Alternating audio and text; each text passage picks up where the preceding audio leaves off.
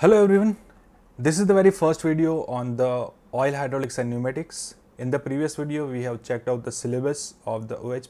Now we are going to start with the very first topic of the subject, and it is called as the fluid power system.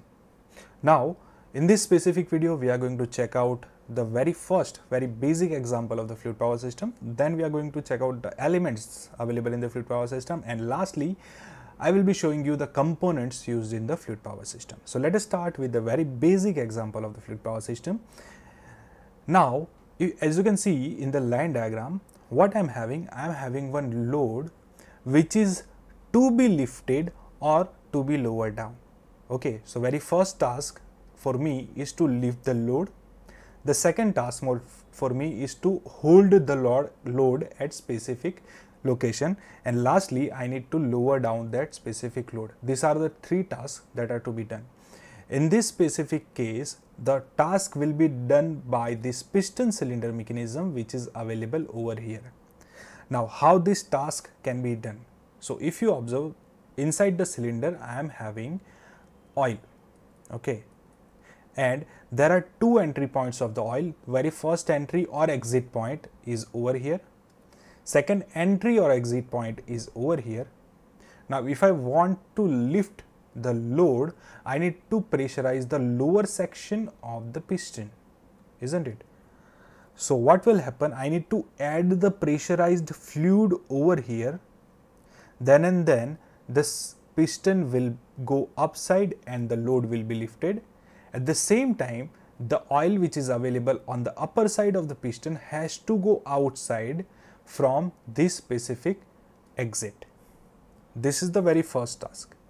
If I want to lower down the piston, or say if I want to hold the piston, what I need to do? I need to block both the pipes. So whatever the oil that is available inside will be there till the end, and the piston will not move. So to hold the system I need to do this specific thing. And lastly, to lower down the piston, what I need to do?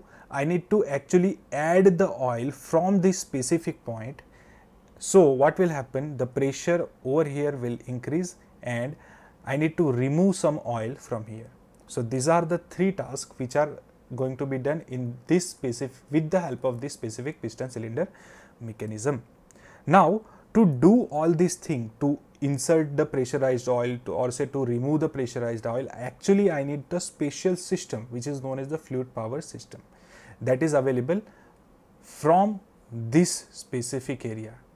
Okay, so let us understand how this whole fluid power system will work. Now as you can observe over here, very firstly I am having the oil which is stored here in the oil tank. So this specific part is known as the energy storage element, which will store, the fluid storage element, which will actually store the fluid. Okay, whatever the energy it has or it may not have, it will store that specific fluid over here. In this case our oil is there. Then after, the oil is needed to be pressurized. So to pressurize the oil, I need to move this specific oil to the pump. The pump will pressurize the oil. So this pump is basically the energy generating element and energy transferring element.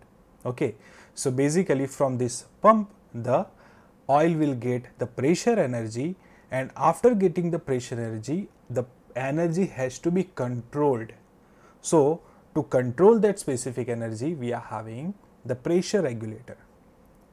Once the energy is controlled, actually as you can observe, I am having this first inlet in the piston cylinder mechanism, this is the second inlet in the pressure cylinder mechanism, and this inlet is actually coming from here. So I can say this is the first point and this is the second point. Okay, now as you can observe, this pressurized oil has come over here. So let me say this is my point number A, and the oil will return to the reservoir with this help of this specific pipe. Let me say this specific pipe is actually B. Okay, this is the pipe B. So now to lift the load, I need to add oil in this specific part. To do that, I need one valve that can control the direction of this pressurized fluid. Okay, and this is known as the direction control valve. So the rectangle that you are seeing in between this AB and 1, 2 is known as the direction control valve. What is the function of this one? If I want to lift the load, I will just move this specific direction control valve of system switches so that the fluid from point A will move towards the point number 2. So the direction will be controlled in such a way that the pressurized fluid will move in the point number 2. So it will receive the pressurized oil and the load will be lifted. At the same time, the returning oil will move from point number 1 to point number B. So this is the very first task that has been done by the direction control valve. If I want to halt the load, I want to hold the load, in that case the DCV will stop the motion of the oil. It will stop the oil at that position, and if I want to return the load, what will happen? I need to move my oil from point number A to 1, and I need to return the oil from point number 2 to point number B. So the pressure of the top will increase and the load will slowly lower down. This is how the load lifting and the lowering mechanism works. Now over here, as you can observe, very firstly I need one storage element, storage tank is required. Second, the energy generating element is required, which is the pump. Thirdly, the control elements are required, like direction control, pressure control. Okay, and lastly, I need actually energy utilizing element, which is actually the piston cylinder mechanism. It is also known as the actuator. And the very important, I need the transportation element, which is actually the pipe over here. Okay, so these are the basic elements that are required. So let us quickly check out the elements that are required in the fluid power system. Very first, as I told you, very first element is the energy generating element, which will actually generate the energy. Okay, so energy generating element is actually used to pressurize the fluid. Okay, if it is a liquid, it will pressurize that specific liquid. If it is a air, in that specific case, it will compress that specific air. So for that purpose, you might have seen the pumps and the compressors. These are used. Okay, so basically very first element is the power generating element, or say energy generating element, and this is the example of the component that can be used as this specific element. Okay, the second element is actually the storage element, which is used to store the pressurized fluid. It may be the pressurized fluid, it may not be the pressurized fluid, but it will store that specific fluid. So as you can observe, and on the top I am having the full compressor assembly, and the red section is actually the air storage element. It will store the compressed air. The third component is the energy control element. Now the energy control element can be a pressure control element, it can be the direction control element, but basically it is used to control the fluid which is pressurized, and secondly to smooth down the operation. Okay, so this is the function of the control element. And lastly, we are having the energy utilizing element. That means we actually need to use that specific fluid which is actually having some power, pressure. Okay, now that pressure is actually utilized through this energy utilizing component. So basically it is used to complete the intended operation. If I want to rotate something, it will, the energy utilizing element will rotate the specific part. If I want to move something, the energy utilizing element will move that specific part. So basically it completely depends on the end user operation that is to be completed. Okay, and the last element and one of the most important element is the energy transportation element. That means to transfer the pressurized or non-pressurized fluid, we need different types of pipes or hoses, and this element is one of the most important element due to its transporting properties. Okay, so last element is the energy transportation element. So these are the various types of elements that are used in the fluid power system. Now let us quickly check out the various kind of components that actually comes under these elements. So we are going to start with the very first component, which is known as the storage or reservoir. Now basically the storage or reservoir is used to store the oil if it is the hydraulic one, or air if it is the pneumatic one. Okay, and it basically stores that specific thing if it is available extra, or if you want to keep it reserved one. Okay, so extra हो तो भी store करना है same location पे, और reserve fluid हो तो भी वहीं पे स्टोर होगा. Okay, and in the example, or say in the figure, if you can observe, very first one figure is the hydraulic power pack. Now the blue section of this hydraulic power pack is actually the reservoir where the oil will be stored, and in the air compressor system, if you observe the red part, it is basically the air compressor storage. Okay, so these are the storage component. Now the second component that you can observe is the pump, or say compressor in case of the air.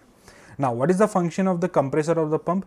If you talk about the pump is basically used to pressurize the water or the oil, and if it is the compressor is basically used to compress the air and to raise the pressure of the air. Clear? Now if you check out the top section of this specific hydraulic power pack, and if you observe over here, this specific part that is connected with the motor is actually known as the pump, which will pressurize the oil. The oil will come from the reservoir, it will get pressurized, and then it will send further for the controlling part. At the same time, if you observe the air compressor, in the air compressor, this specific element is known as the compressor, okay, which is connected with the motor. Clear? So there are some more examples, like we are having the gear pumps, we are having the vane pumps. These are the rotary and the reciprocating compressors. So these are some of the examples of the pumps and the compressor that are basically used in this system. The second component is the prime mover. Now to run the pump and the compressor, or say to give the mechanical energy to pump and the compressor, we actually need some prime mover. Okay, so as a prime mover, we will be using the electric motor. Most commonly the motors are used, and secondly, if we are working in the remote areas, the IC engines are basically used. Now if I want to give the example for the same one, if you can observe, this was the pump for the hydraulic power pack, this is the hydraulic power pack, this is the pump, and with this pump there is a motor connected, which is the electric motor. What is the function of this motor? It will take the electrical energy and it will convert that electrical energy into mechanical energy, and the mechanical energy will be transported through the shaft to the pump, and pump will further transmit that mechanical energy to the fluid. Fluid will get pressurized through that specific mechanical energy. Okay, so this is your prime mover in this case, and if you observe this air compressor mechanism, in this specific area we are having the IC engine. This is the internal combustion engine that is being used with the compressor. It is not necessary that compressor will use the IC engine and pump will hydraulic power pack will use the electric motor. It is not compulsory. This is just an example. Okay, so this is the example of the prime mover. Let us move ahead and let us check out the next component, which is known as the control valves.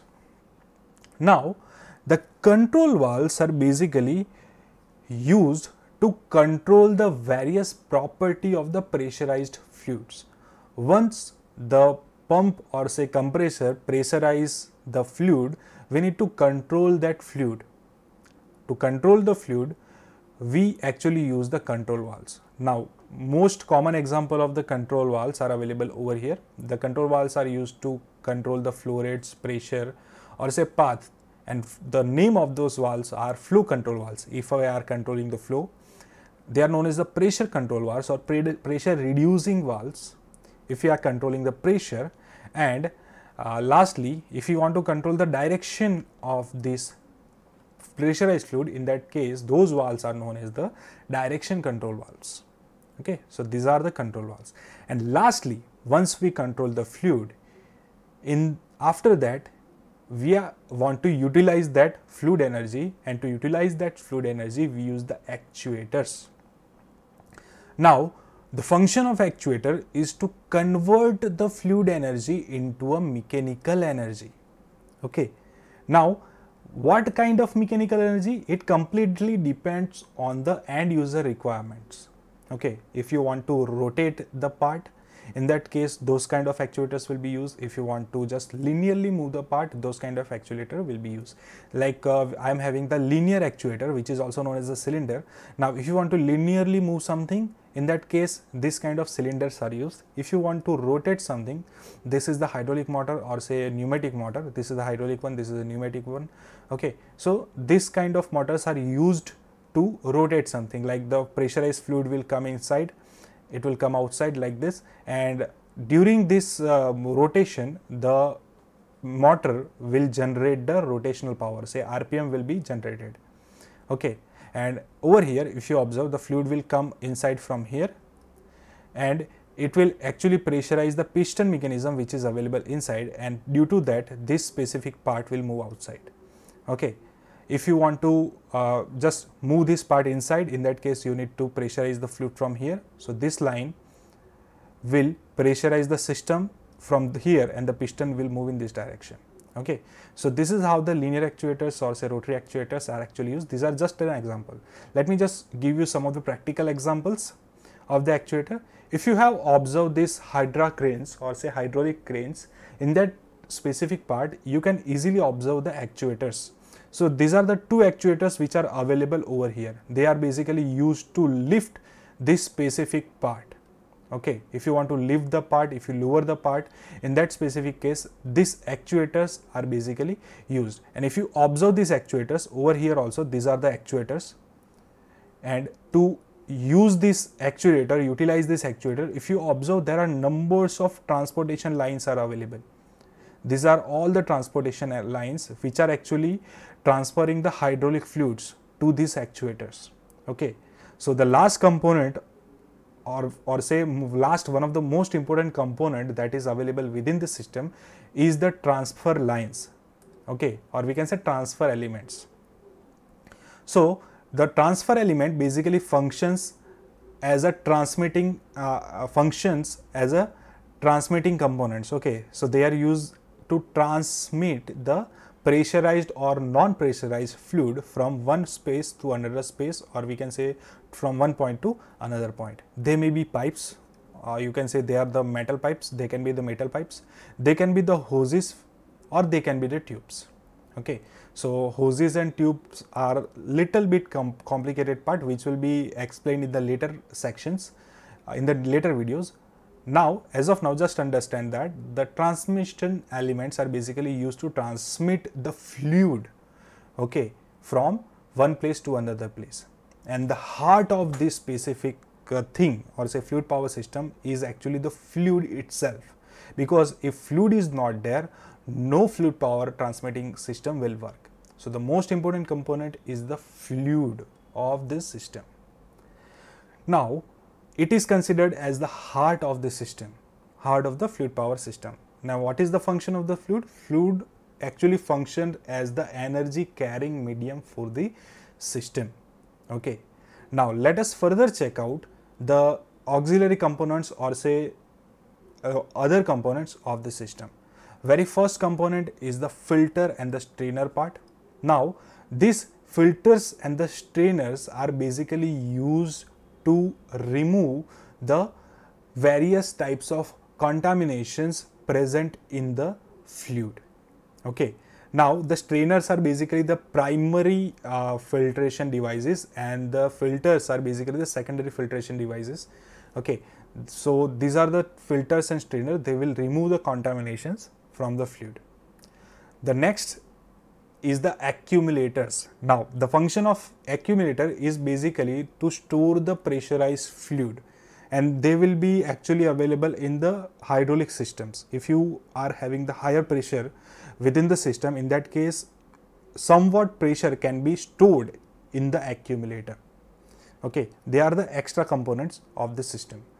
At the same time, if you want to increase or decrease the system pressure, if you are having the low pressure system and at some time or say at some location you want a high pressure element, in that specific case you can use the intensifiers. Basically, intensifiers are used to enhance the pressure of the pressurized fluid.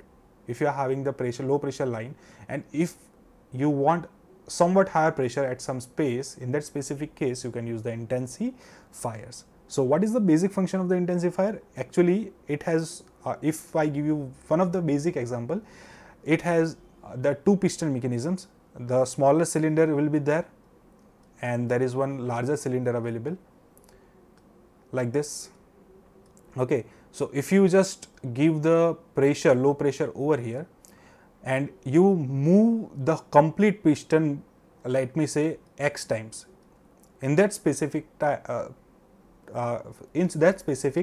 zone, the higher pressure will be generated over here, the higher pressure will be generated over here, but the distance moved will be very small, x by whatever the times your piston is larger. Let me say piston is larger by y times, in that case x by y times energy will be generated. This is one of the very basic examples. Don't consider the mathematical part of this one.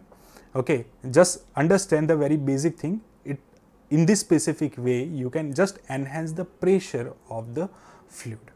Okay, so basically hydraulic pressure intensifiers are actually also referred as the hydraulic pressure boosters, or say generators, which actually generates the higher pressure from a lower pressure hydraulic power sources. Okay, and lastly, to do the various operations very smoothly, we use the heat exchangers, which actually helps us to cool down the oils. Then after, we are using the various kind of sensors to sense the pressure or say velocity of various places, and the pressure gauges to detect the pressure of the system. Okay, so these are the various components that are basically used in the fluid power system. Okay, so this is the end of this specific session. Keep learning. Have a good day.